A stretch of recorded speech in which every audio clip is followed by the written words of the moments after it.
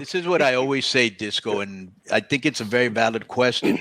Were we too insensitive before, or are we too sensitive now?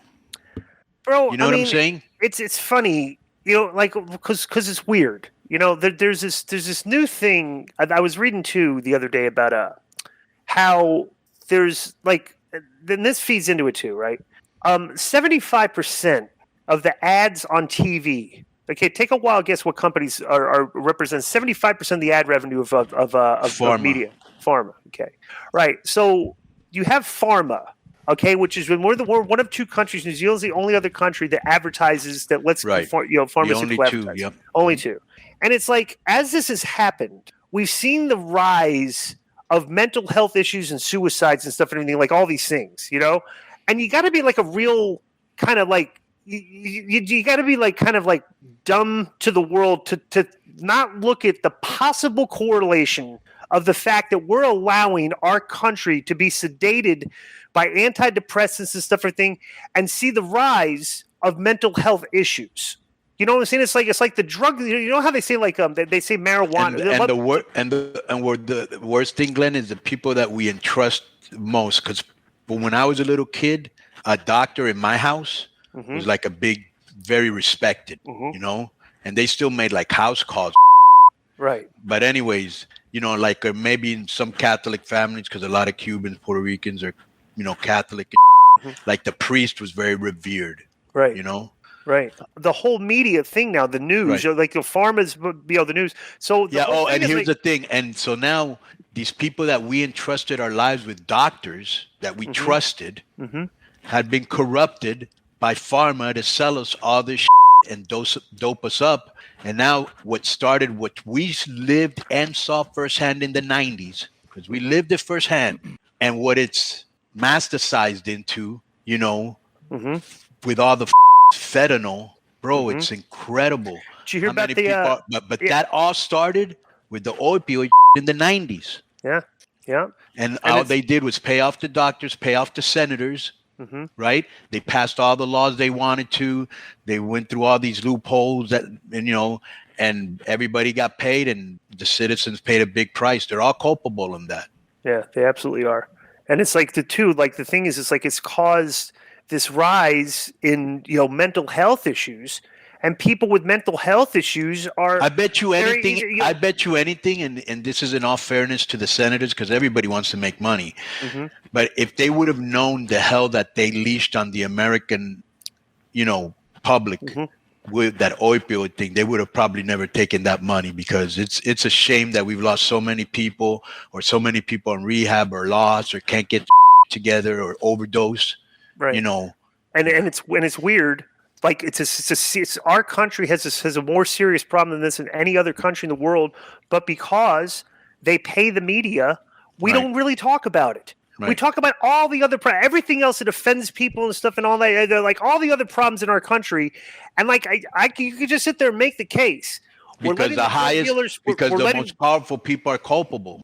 Right, and we're letting the drug dealers basically run the show, the pharma, which that's what they are. They're giving Americans drugs. Right. And it's like the drugs are affecting the way we think. The drugs are making us very, very easily influenced. The drugs are making you scared. The drugs are making you fragile. The drugs are making you scared of stressful interactions and stuff. It's fascinating what it's doing. It's like it's created. I think it's fueling this culture of like this. What do we call it? The outrage culture, where people are constantly just offended at everything. It's like it's like, bro, it's like, when we grew up, it's like, what offended us? Right. It's like nothing. Right.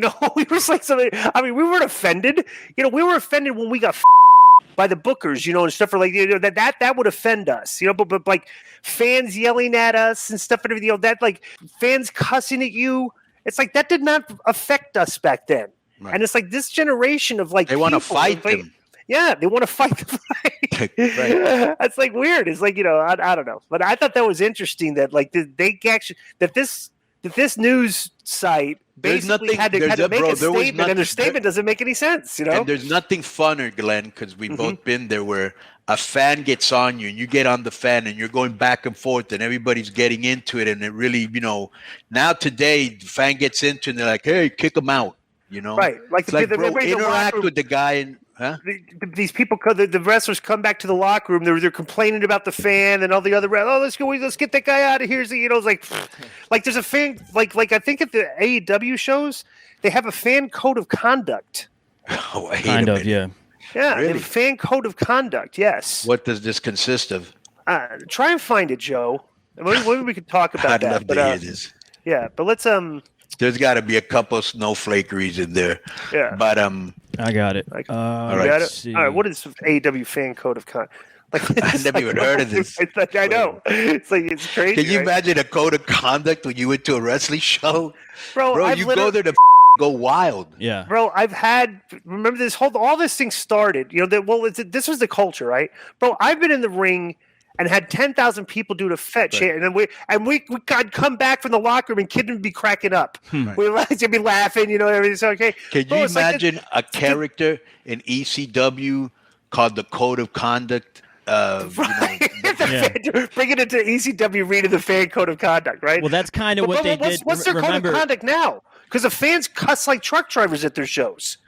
Real quick, real quick before I read it. Yeah. Remember, Konnan, because you were there at this point when they Bill Alfonso was kind of like code of conduct. Like they'd come out to put somebody through a table, and Fonzie would come out and blow his whistle and be like, "We're not going to. I work for the athletic commission. We're not going to allow tables or scantily clad women." That's Boo. right. That's You know? right. Yeah. That's right. Yeah, that's a good character, right? Yeah. Okay, so Yeah. this AEW code of conduct, they instituted it after somebody tried to run in the ring live on TV. I kind of remember that, like last summer. So it says, the new fan code of conduct condemns behavior that is unruly, disruptive, threatening, or illegal in nature, including fighting and physical harassment, foul, harassing, or abusive language towards other fans or staff, unreasonably obstructing the view of other patrons and standing in aisles, smoking, including e-cigarettes, and the abuse of drugs or alcohol. And they show the list on the big screen, and Excalibur reads it out, apparently.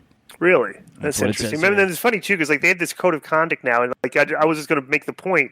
I had all these fans chanting homophobic slurs at me in the ring, right? And then you had, remember when Ryan Satin and his girlfriend go to the show, and they were... they had to post on Twitter how terrible the fans were that were yelling cheeseburger at Nia Jax. Yeah. And I'm like, what happened here? It's like, like fans are trying to get on the wrestlers, and but they're not, but they're body shaming them. It's like, okay, well, that's what they do. It's like they yell at us. They try to get. It's like, I don't know. Right? Yeah, but I thought that was interesting. Did you think that was an interesting read? That article. A little bit too long. You should have gone to the part two. Well, I didn't think it was there. I didn't think it was too long. So Yeah, I did.